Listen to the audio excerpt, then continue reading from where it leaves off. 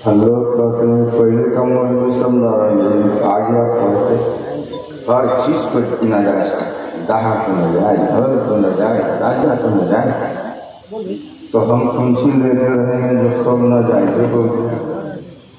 एक बार जाहिर से गुस्सा के कहता है तो मौलवी साहब ब्याह कहला पर बहुत नाजायज, जाहिर से जितना बड़ा मुश्किल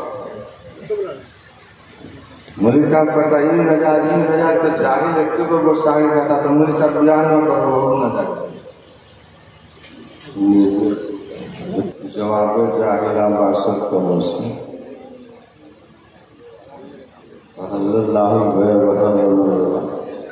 तो इस दिन रोज़ा रखने का आया। 9वीं और 10वीं तारीख को ये न गम का दिन है न खुशी मनाने का दिन है, और ताज़िया परस्ती ये तो बिल्कुल शिर्क वाला काम है।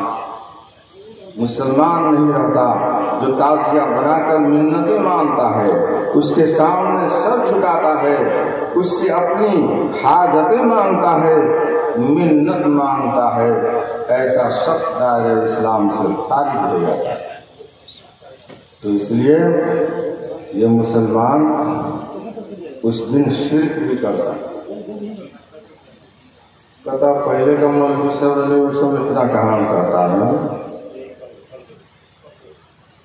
पहले का मुझे हम लोग बाप मौलाना रोजा साहब को देखा, हमारी तो उम्र कम थी, वो ताज़िया को छांटते भी थे।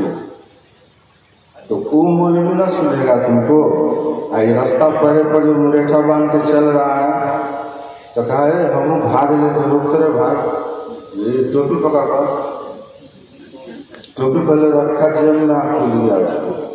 अब जहलवा से तो मौलवी भी कूद रहा है तो हम दुआ मांग लेते।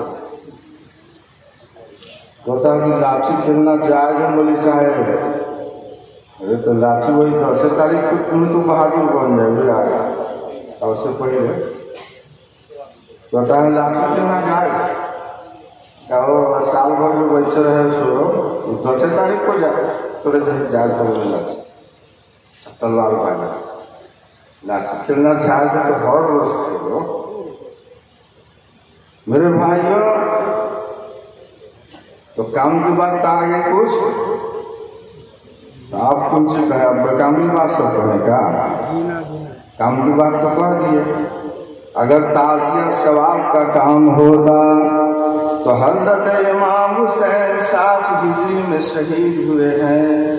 नबी के इस दुनिया से जाने के बाद सिर्फ 60 साल गुजरा था कि इमाम हुसैन शहीद हो गए। और इमाम अबू हनीफा जो दुनिया का सबसे बड़ा मौलाना है, जिसको बरेली भी कहता है इमाम अबू हनीफा बड़े मौलाना हैं, देवबंदी भी कहता है इमाम अबू हनीफा बड़े मौलाना हैं। तो इमाम अबू हनीफा 80 हिजरी में पैदा हुए, 60 से पहले इमाम हुसैन जा चुके थे। अगर ताज़िया बनाना जायज होता तो इमाम अबू हनीफा का ताज़िया सबसे बड़ा होता है ना, इमाम अबू हनीफा का ताज़िया सबसे बड़ा होता। उसके बाद जिस दिन इमाम अबू हनीफा इस दुनिया से गए हैं, उसी दिन इमाम शाफई पैदा हुए। अगर ताज़िया बनाना सवाब का काम होता तो इमाम शाफई रहमतुल्लाह अलैह का ताज़िया भी खूब बड़ा होता।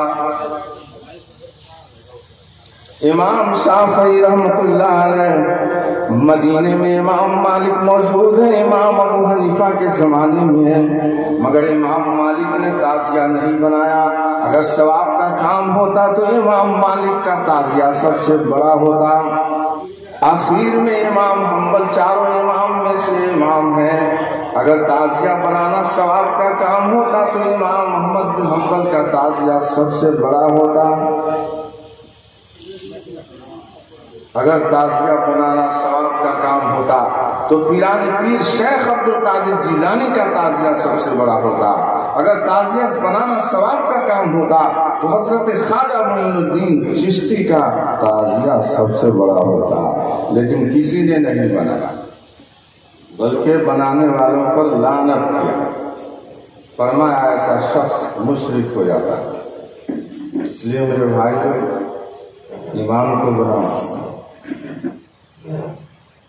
ईमान को बनाइए। लोग कहते हैं बहुत से लोग गैर मुस्लिम को मुसलमान बना, गैर मुस्लिम सवाब। हम तो कहते हैं कि ये मुसलमान, तू मुसलमान है कि नहीं, हमको शुबह है। तू कहता है गैर मुस्लिम को मुसलमान बनाने के लिए कि गैर मुस्लिम को मुसलमान बनाइए। मैं कहता हूँ दावे के साथ कि मैं तो मुसलमान को ही मुसलमान बन जाए तो बड़ी बात है। जितने मुसलमान बने हुए हो ये कम नहीं है। अगर तुम मुसलमान बन जाओ तो बड़ी बात है, लेकिन मुझे शुबह है तुम्हारे इस्लाम पर, तुम्हारे ईमान पर मुझे शुबह है। किसी को बात करना हो तो आगे करो।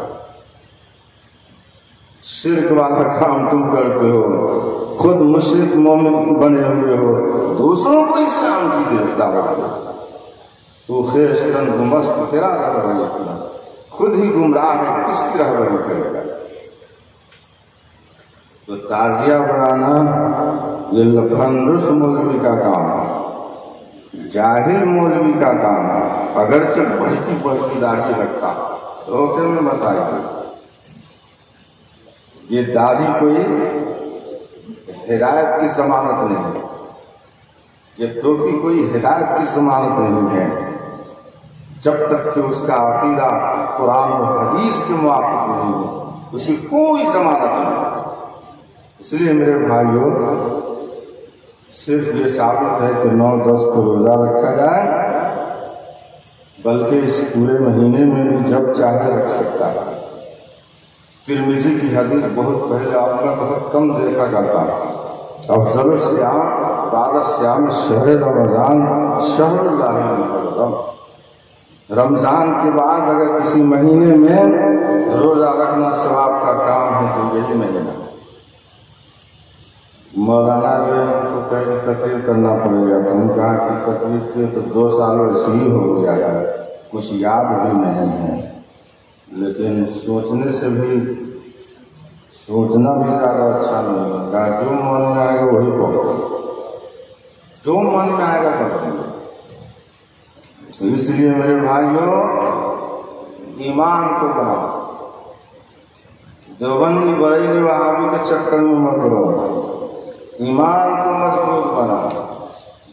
एक आदमी कह रहा था कि ऐसे नमाज पढ़ो, कैसे पढ़ो, समझ में नहीं आता तो क्या नमाज पढ़े, हम इसीलिए छोड़े। हम कहेंगे एक घर का भी उत्तर मुँह का बनता है, कभी दक्षिण का बनता है। हमको बनाते हो कि ना बनाते हो? तोरी माँ कह रही कि उत्तर मुँह का घर बना ले, बाप कह रही बड़ी मार दो, दक्षिण का बनी, उत्तर का न बनी, तो छोड़ देते हो। छोड़ दो तो दारू मर जाओगे, रहोगे क्या?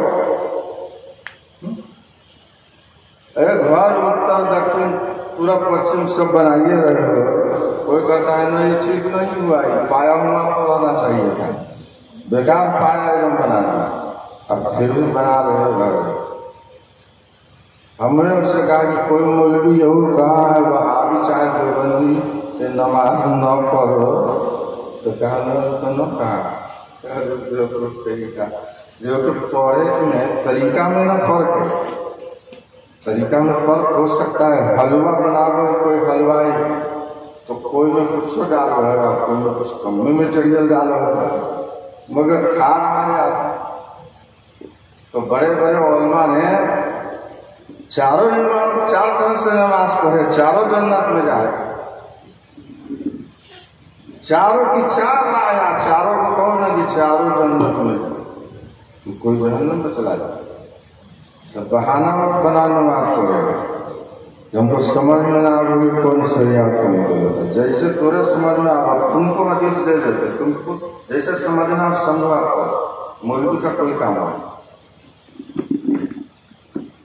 मगर पढ़ेगा नहीं इंशाअल्लाह, इंशाअल्लाह पढ़ना है। तो नमाज की भी पालन करेंगे मेरे भाइयों। और इस महीने की जो हैसियत है, उस दिन की जो हैसियत है, वो सामने आपके आ ही गई है। और ताजिया से एकदम गुरेज करना, इसलिए कि शिर्क हो जाता है। और मुशरिक होने के बाद उसकी बख्शिश नहीं होगी। हमारे नबी सल्लल्लाहु अलैहि वसल्लम भी बख्शिश नहीं कराए। अब तो शिर्क करके खाली सोचते रहो, बकते रहो कि या रसूलल्लाह पार करा दीजिएगा, और रसूलल्लाह तो और कहेंगे कम वक्त तुम तो ऐसा काम करके आया है कि हमको बोलने का वक्त नहीं रहा अल्लाह के यहाँ,